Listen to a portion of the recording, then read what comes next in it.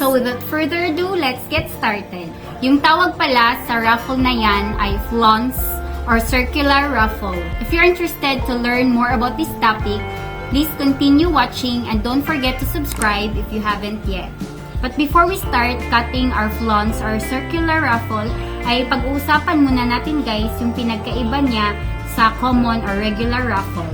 Well, pareho sila guys na ginagamit as details sa most garment designs, from the sleeves to the neckline, skirt, collar, I mean basically anywhere you want it placed in your project.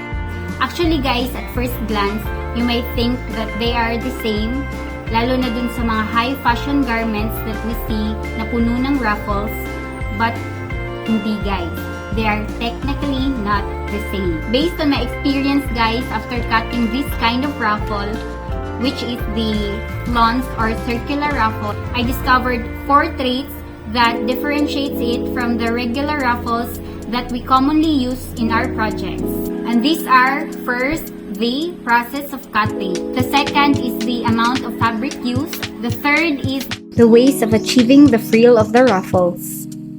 And the fourth one is the appearance. Let's talk first about the process.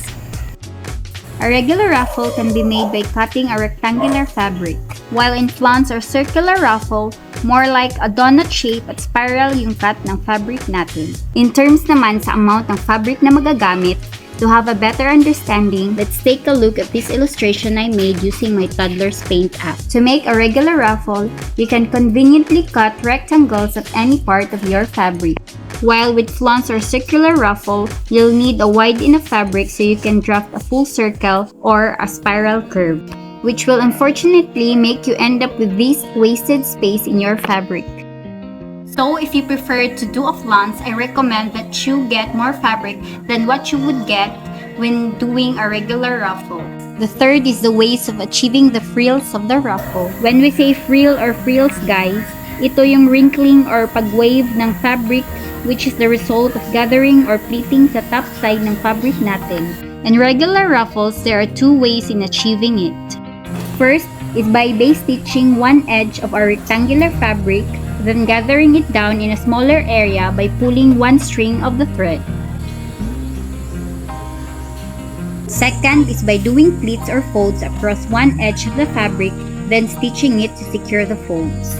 While in flounce or circular ruffle, you can opt on not doing any gathering or pleating since when you straighten your curved cut fabric, as you can see, nagkikreate siya ng frills on its own, so you can directly sew to attach it to the other fabric.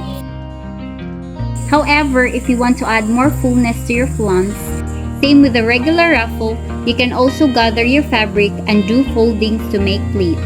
But you can only do this on the inner side of the circle or curve.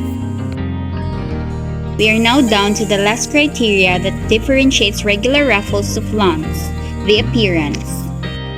As you may observe when you compare these 2 sets of ruffles, you could barely see their difference on spot since kukonti lang yung sample natin, but when you use this on a larger scale, you will realize that gathered or pleated flounce give more fullness since without the need of gathering or pleating, freely na siya on its own. Pero pag i-compare naman natin yung samples ng regular ruffles natin guys, sa first sample ng ating flounce, on spot, you could surely see yung pinagkaiba nila since the regular ruffle has been gathered and pleated to achieve the frills.